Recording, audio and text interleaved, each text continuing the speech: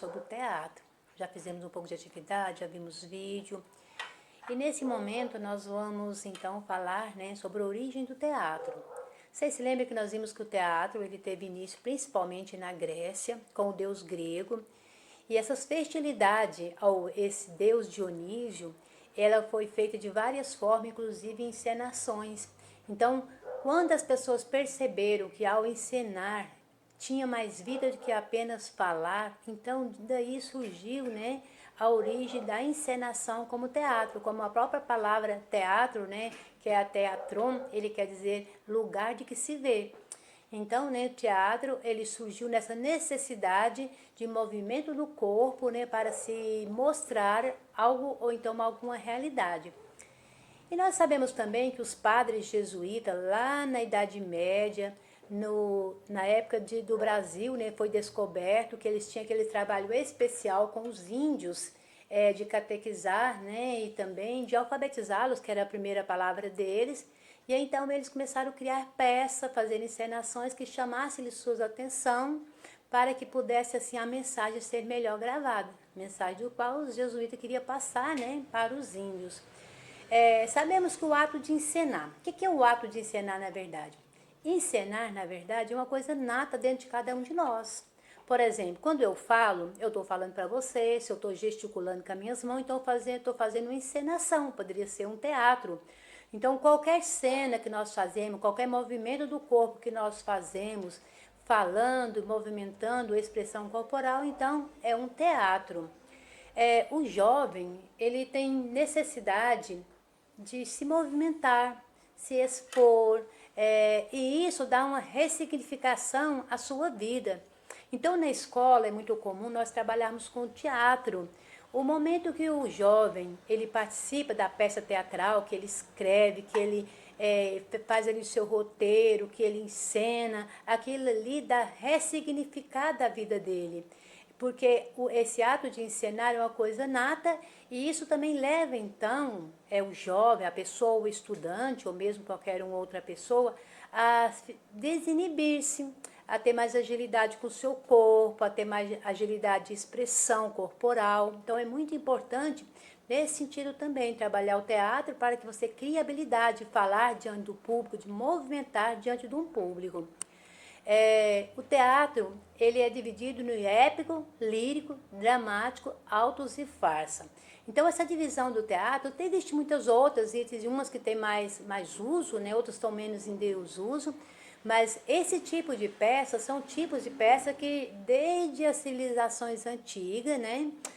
Que esses tipos diferentes de peças elas estão sendo, né, trabalhadas, que elas estão sendo, né, vivenciadas. Os elementos principais de um teatro, né, é o autor, o texto e o público. O importante para que um teatro aconteça é que tenha um autor, né, para fazer a encenação, que tenha um texto onde vai basear a fala dele e que tenha alguém assistindo. Se eu tiver essas três coisas, então o meu teatro, né, ele vai estar completo, vai existir uma cena teatral. Nós temos elementos que são secundários. Esses elementos secundários é a coxia, que é justamente, né, os bastidores, o que está acontecendo ali atrás, jogo de luzes, né, e toda essa movimentação dos quais quem está assistindo não participa, mas sabe o que está acontecendo ali por trás dos panos. Nós também temos o camarim, que é ali onde é que se arruma, né, que se ajeita, se veste, se maqueia, né, se pensa, se age, né, na hora que a câmera não está batendo sobre nós. O cenário também. O cenário, ele é muito importante, porque dentro do cenário é que você vai entender muita coisa.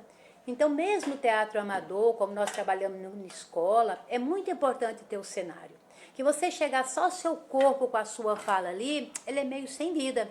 Agora, quando tem o cenário, né, que você coloca cortina, luzes, flores, mesas, cadeiras, tudo isso formando um cenário, isso dá vida, né? Dá vida à nossa peça teatral. Nós temos também o figurino. O que é, na verdade, o figurino? O figurino é as roupas, né? É as vestes, né? Quanto mais você... Eu vou fazer uma peça hoje teatral da Bela Adormecida, da Branca de Neve. Aí eu me visto, né, eu me arrumo todo, então eu sou o deus grego, eu sou o deus Dionísio. Então a maneira que eu vou me vestir, que vai estar que o meu cenário tiver, vai ter vida muito além, dependendo da maneira que eu colocar. O que é um teatro de fórum? Teatro de fórum é justamente, como estamos mostrando aqui, é um teatro onde nós temos a conexão com fatos reais, com fatos concretos.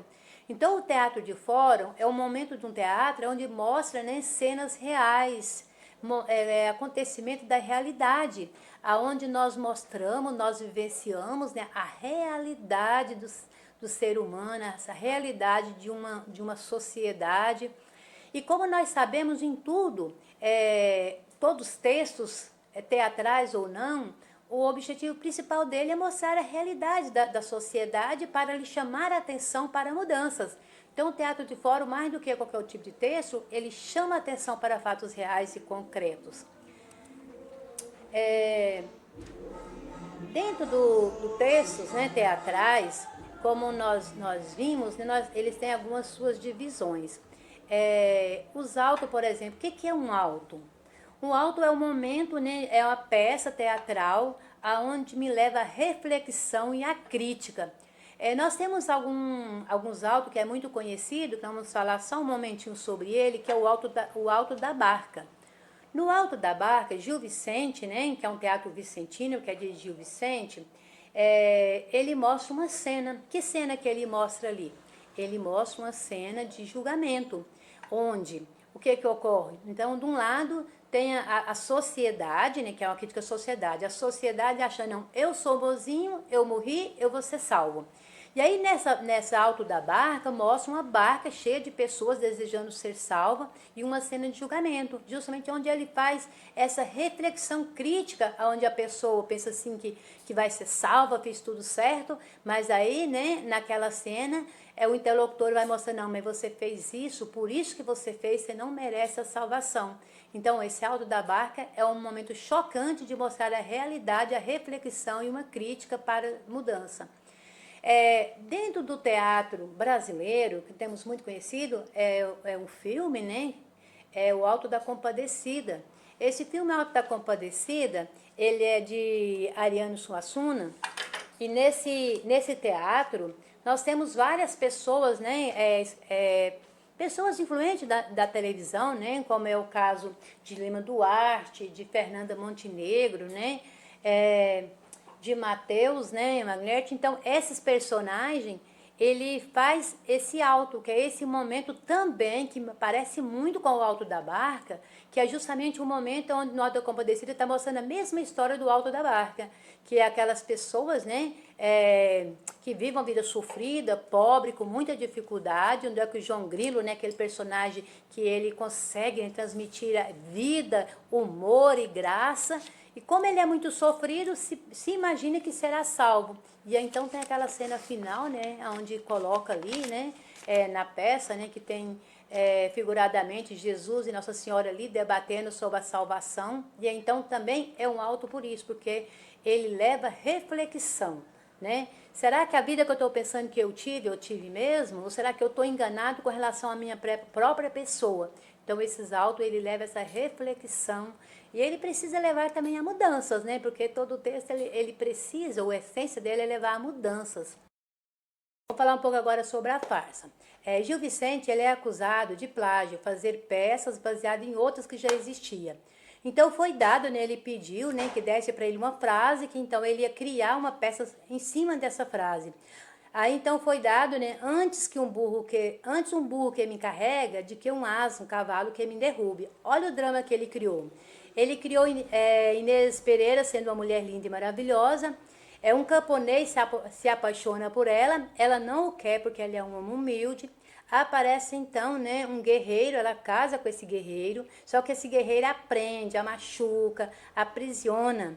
Então o que ele acontece? Em uma das guerras, esse prisioneiro morre e ela então vai atrás do camponês que ela tinha rejeitado e casa com ele. Só que ele é um homem bonzinho, ela vai e trai esse camponês. E esse camponês, então, sendo um bom, soube, né, que ela tinha traído e tudo, mas um dia a peça termina, esse camponês, então, pegando-a nos braços e levando para dá-la ao seu amante. Aí cumpriu-se, né, esse tema, né, que antes um burro que me carrega, acho que é um asno, né, que me derruba. Vou falar aqui por último sobre a peça da tragédia. A tragédia, como nós já sabemos, a própria palavra nos fala, é alguma coisa assim que impacta, que chama muito a nossa atenção, que é impactante. A história de Laio e de seu filho Édipo. Laio, então, nessa peça, mostra que Laio, ele recebe uma visita do seu avô, e seu avô, então, lança uma maldição sobre ele. Nessa maldição, ele não poderia ter filho, que caso ele tivesse esse filho, o mataria e perderia o reino para ele, então. Então, mas aí, então, no meio desse drama todo, dessa tragédia, o que acontece? Laio encontra Geocastra, uma linda mulher que o seduz, e ele casa com ela e tem um filho, que recebe o nome, então, de Édipo. Quando Édipo nasce, ele então amedrontado com medo da maldição acontecer, né, de ser morto pelo filho e você perder o trono para ele manda matar esse filho. Só que a pessoa que ele manda matá-lo, não mata, leva ele para muito distante. E no meio de todo esse enredo, desse conflito que está acontecendo, um dia, né, Laio morre. E aí então Jocasta fica viúva, sendo a rainha viúva.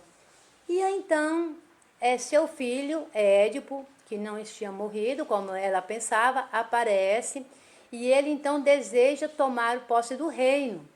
E ele então agora, ele recebe o enigma, que se ele conseguisse desvendar o enigma, ele seria o rei. E ele então consegue, né, desvendar o enigma e ele se torna então o rei, casa com Jocastra. E eles vivem essa vida de marido e mulher. Só que quando Jocasta descobre, né, que ele é o filho dela e ela está tendo uma vida, né, marital com ele, e o que ela acontece? Ela vai e suicida. Quando ela suicida, né, porque ele está tendo um caso conjugal com o seu filho, ele então, né, aterrorizado, ele diz que vai furar os olhos de alguém, né, da pessoa responsável por todo esse drama. E o certo é que esse drama, nessa tragédia, vai desenvolver de tal forma que no final o próprio Édipo fura seus olhos. Então, né, é uma tragédia em cima de tragédia. As coisas vão acontecer de tal maneira, né, que então a tragédia se consome no mais alto sentido. Concluindo aqui então, né, a estrutura de um texto, né, teatral, ele tem a estrutura, quase todas as narrativas, né, que é a estrutura de uma narrativa, que é a introdução, onde se faz ali, né, um apanhado, né, dos acontecimentos. Depois tem a complicação, né, que a história fica crítica, né, para um lado ou para o outro, que é o grande conflito que a história, né, está debatendo ali. Depois tem o clímax, que é aquele momento assim do auge da história, onde quem está assistindo fala, não, agora de um jeito ou de outro essa tem que acontecer, porque não dá mais para continuar as coisas indo do jeito que estão indo. Aí é o clímax da história. E aí então vem o desfecho. O desfecho é o momento final, aonde, né, a história ou vai ser feliz para sempre, ou então, né, pode até acontecer também alguma tragédia, alguma outra coisa que feche a história. Então essa é a estrutura, né, do gênero teatral. E nós vamos continuar falando sobre isso, né, na nossa aula, no fórum, e nós vamos fazer avaliação também sobre este assunto. Beijo e bom dia.